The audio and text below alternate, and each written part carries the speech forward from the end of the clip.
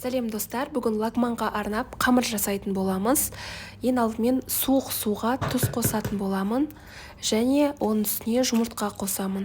Екеуін жақсылап араластыратын боламыз. Біздің тұзымыз ерігенше, ал жұмыртқамыз бір түс болғанша.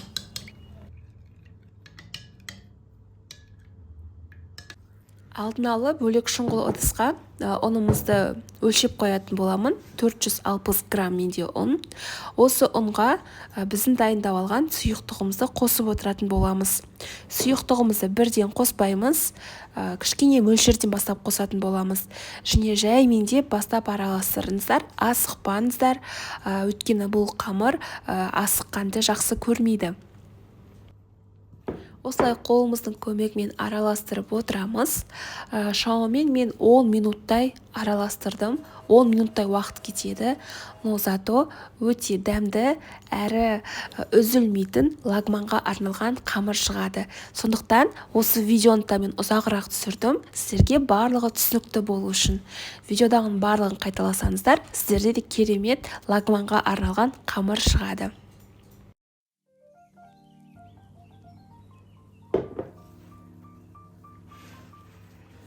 Илеп жатқан қамырларыңыз қатты болуы да мүмкін, бірақ оған мән бермеңіздер. Ең бастысы қолыңыздың күшімен илей беріңіздер. Сол кезде ең артында біздің ұндарымыз бір-біріне жабысып, қамыр иленетін болады.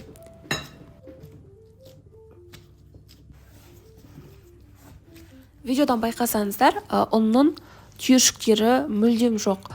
Яғни біздің қамырымыз жақсы иленді деген сөз. Енді біз бұны салафанға салып 40 минуттай бөлек жерге қойып қоятын боламыз.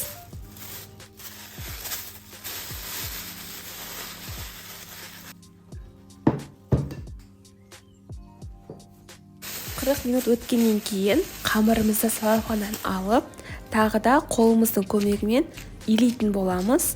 Бұл кезде илеген кезде оңайырақ болады. Қамырымыз біркелкі, әрі орыс тілінде айтқанда эластичный болады. Тағы да илеп 20 минутқа целлофанға салып, бетін жауып қойып қоямыз.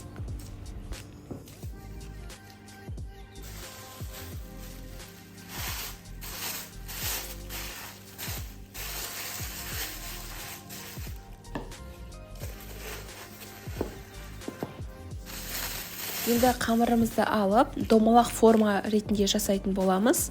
Алдымен қолымыздың көмегімен, одан кейін оқтаудың көмегімен жаятын боламыз. Шамамен биіктігі 1,5 сантиметр болу қажет.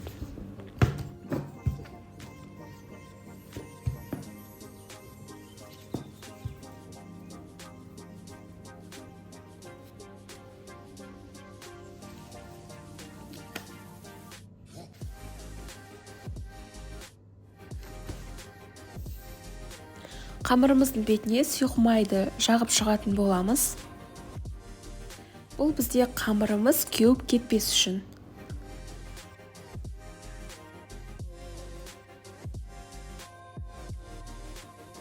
Енді пышақтың көмегімен әрбір бөліктерін бөліп шығатын боламыз. Шамамен арасы 1,5-2 сантиметр болса болады. Дәл осы видеода көрсетілгендей.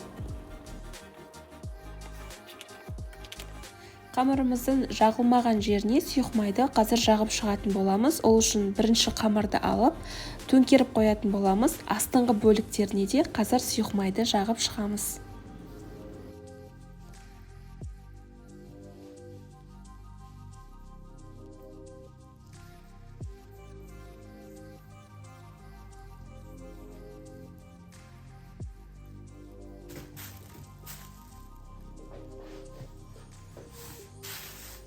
Қайтадан салафанға барлығын салып шығатын боламыз. Мұқият қараңыздар, қамырыңыздың жағылмаған жеріне сұйық май болатын болса, тағы да жағып шығасыздар. Салафанға салып 20 минутқа тағы да бөлек жерге қойып қоямыз.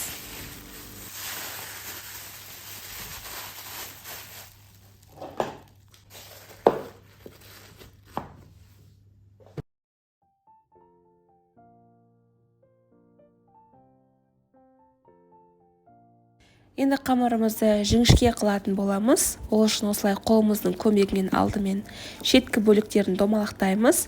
Одан кейін екі қолдың көмегімен жіңішке қыламыз, бірақ қатты жіңішке қылмаңыздар. Бастапқыда дәл осындай формада болса жеткілікті.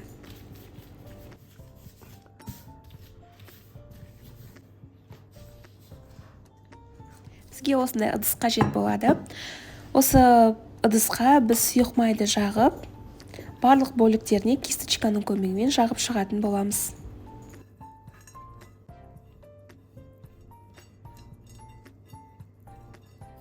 Жіңішке қылған қамырымызды осылай домалақ формада дөңгелетіп шығатын боламыз.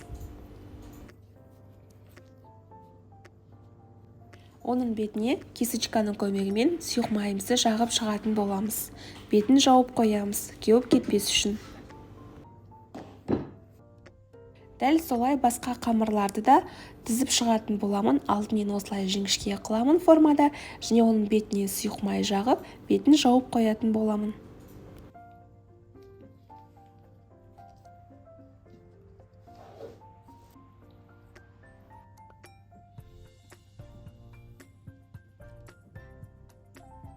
Егер сіздер басқа да кешкі асқа арналған, түскі асқа арналған тағамдарды іздеген болсаңыздар, онда міндетті түрде мен сіздерге осы видеоның астына ссылкасын қалдырып кетемін, немесе подсказки бөлімінде, яғни бастаңыздар, менің каналымдағы барлық түскі асқа арналған, кешкі асқа арналған тағамдарымды көре аласыздар.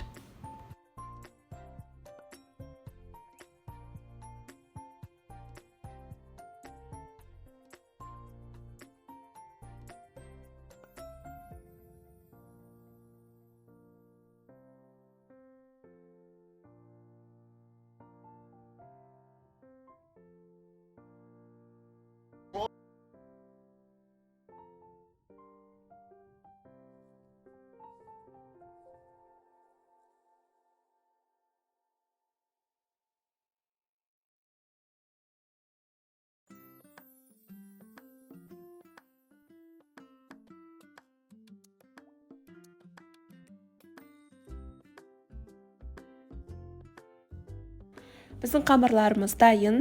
Енді осы қамырларымызды біз қазір жіңішке формада лапша ретінде жасайтын боламыз.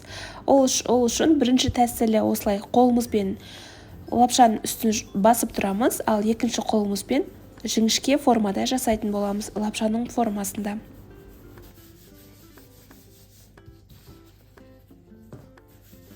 Немесе екінші тәсілі маған ыңғайлырақ, осылай екі қолмен жіңішке формада жасайтын боламын.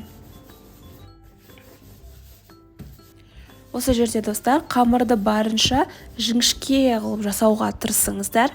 Өйткені біз қазір бұны суда пісіретін боламыз. Суда пісірген кезде бұл қамырларымыз тағы да 1 сантиметрге болсын үлкейетін болады. Сондықтан жегенге ыңғайлы болу үшін барынша жіңішке жасауға тырысыңыздар.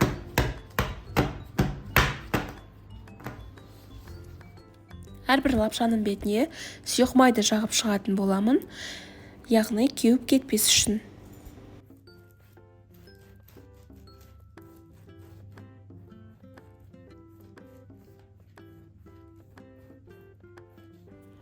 Мен барынша осылай жіңішке қылып жасадым, бірақ сіздер бұдан да жіңішке қылып жасауға тырысыңыздар. Енді қазанға алдын ала осындай шұңғыл ыдысқа суды қайнататын боламыз. Осы суға дәміне қарай тұз қосатын боламыз. Енді біздің барлық лапшаларды, барлығын бірден емес, әрине 4-5 лапшаны салып пісіретін боламыз. Оттың астын азайтпай, бетін жауып 7 минуттай пісіреміз.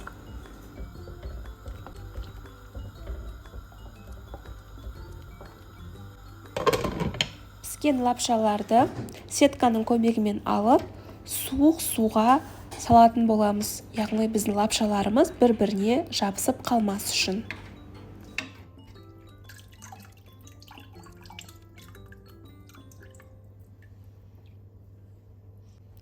Енді бұларды бөлек ыдысқа салып қоюларыңызға болады. Бізде лагманға арналған лапшамыз дайын деп айтуға болады. Өздеріңіз видеода қарағандай, лапшаларымыз кішкене формасын үлкейтті, өйткені суға піскен кезде олар үлкейеді. Видео ұнаса лайк басып, комментарий қалдыруды ұмытпаңыздар.